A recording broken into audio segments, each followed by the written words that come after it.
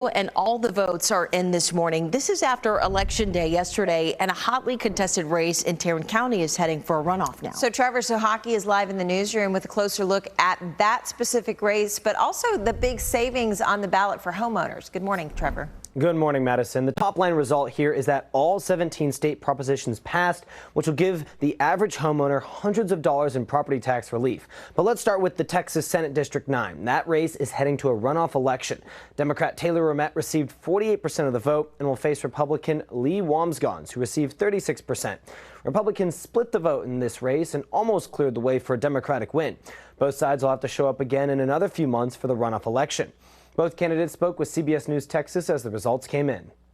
I have over 30 years of fighting for faith, family, and freedom, and that's going to continue the message. You know, Texans are really sick and tired of being taxed out of their homes.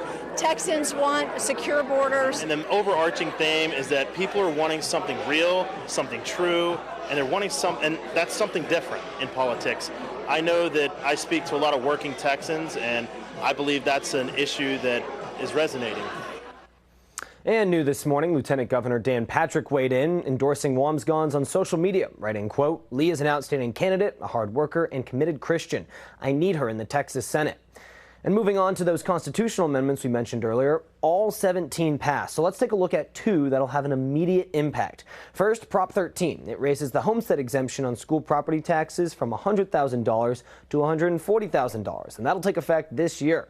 Prop 11 then raises the homestead exemption to $200,000 for disabled Texans or those 65 or older.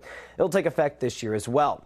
In a statement, Governor Greg Abbott responded to these ballot measures passing, writing, quote, "Because of hardworking Texans, our great state will remain a model of freedom, prosperity, and strength that leads the nation for generations to come." So clearly a big win last night for the governor and Texas Republicans on those amendments. We are still waiting for the exact date of the runoff election for the Senate seat, but it's expected to be in late January or early February. Madison? All right, Trevor, thank you so much. Meantime, we want to talk about another proposition that we've been keeping an eye on. That's Prop 3. It involves bail reform. It would basically require judges to deny bail for defendants charged with felonies such as murder, aggravated assault, and indecency with a child. The proposition was approved by nearly 2/3 of voters. Well, a big night for Democrats in key races across the country last night, with candidates projected to win in New York City, New Jersey, and also Virginia.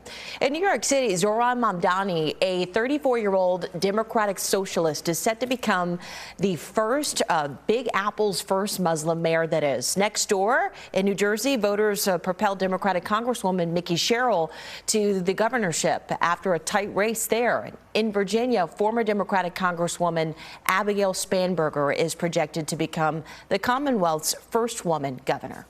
You have delivered a mandate for change. Virginia chose pragmatism over partisanship.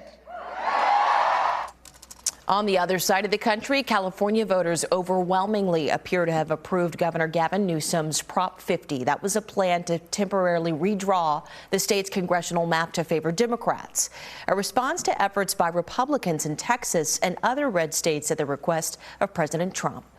We need to see other states meet this moment head on as well, to recognize what we're up against in 2026. A CBS News exit poll shows that for many voters, the economy and President Trump played a big role in this. Overnight on social media, President Trump said, quote, "Pollsters blame the GOP losses in part on the history-making government showdown."